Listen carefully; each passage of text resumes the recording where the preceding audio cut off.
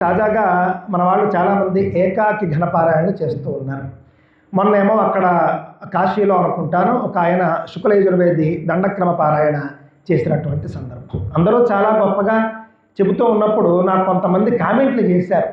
ఏమిటా కామెంట్లు అని అంటే, ఇందులో గొప్పతనం ఏముందండి, ఏఐ అనేటటువంటి ఆర్టిఫిషియల్ ఇంటెలిజెన్స్ ఉన్నది, ఆర్టిఫిషియల్ ఇంటెలిజెన్స్కి కమాండ్స్ ఇచ్చేస్తే కనుక ఇంతకంటే బాగానే చేస్తుంది అని చెప్పేసి అంతా కూడా ట్రాష్ అండి.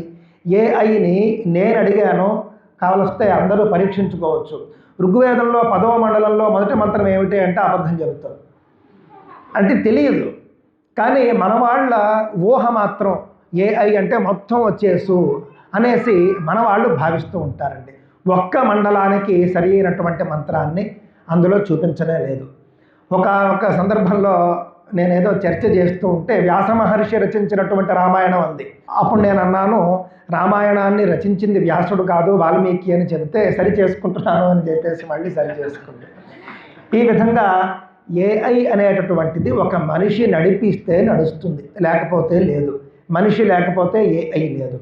వేద మంత్రాల విషయానికి వస్తే ఒక మనిషి ఆచారంతో సాంప్రదాయంతో, ఇందాక పెద్దవారు చెప్పినట్లుగా ఉపనయనాది అద్భుతమైనటువంటి సంస్కారాలు సకాలంలో చేసుకుని అధ్యయనం చేసి కంఠస్థం చేసి బాగా ధారణ చేసుకుని ఆ యొక్క మంత్రాలను సిద్ధి పొంది ఆ తరువాత కాలంలో వాటిని పారాయణ చేస్తే అప్పుడు వాటికి ఫలితం వస్తుంది. అంతేకాని ఏఐ ద్వారా అక్కడ మనం ఒకటి కమాండ్ ఇచ్చేసి అక్కడ పారాయణ చేసేస్తే ఫలితమేం రాదండి. అమెరికాలో కొంతమంది పంపిస్తూ ఉంటారు నాకు. కొన్ని దేవాలయాల్లో అర్చకులు లేక ఎవరైనా భక్తులు వచ్చినప్పుడు హారతి ఇవ్వడానికి హారతి ఇచ్చే మెషిన్ ఒకటి పెట్టారన్నమాట. ఆ విధంగా అన్నీ కూడా మెషిన్లు చేసినప్పుడు పుణ్యం అనేది ఉండదు. ఎక్కడైతే జీవ చైతన్యం ఉంటుందో అక్కడే పుణ్యం ఉంటుంది, దృష్టిలో పెట్టుకోవాలి మనం. అదేవిధంగా ఏఐ కాదు, దానికి మించింది వచ్చినప్పటికీ కూడా వేదానికి వేద మంత్రాలకు పాప పుణ్యాలకు ఎందుకు పనికిరావు అనే విషయాన్ని మనం దృష్టిలో పెట్టుకోవాలి. పాపము పుణ్యము అనేటటువంటిది ఏఐతో రాదండి.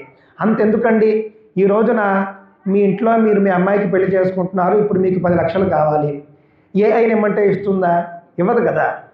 మనకు ఆకలి వేసింది, అన్నం పెట్టమంటే పెడుతుందా? పెట్టదు.